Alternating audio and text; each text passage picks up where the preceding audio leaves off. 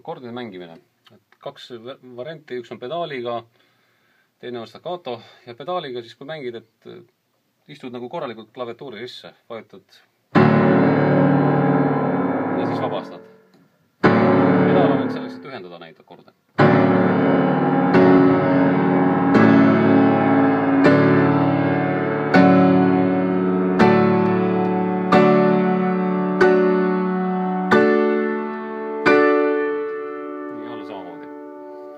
Kui sa mõtled, et kui palju sul on üldse vaja jõudu rakendada, jõudu on vaja rakendada ainult siis, kui sa alla vajutad.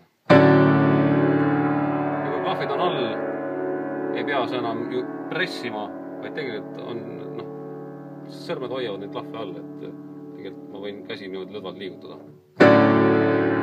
Kiire atak ja siis see vabastus toimub tegelikult juba siin praegu.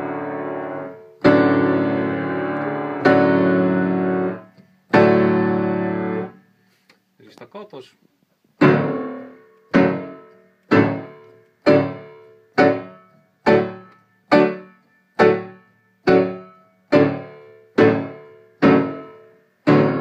Siin katsu jälgida, sul on kõik sõrmed klahvide peal, kui sa hakkad mängima.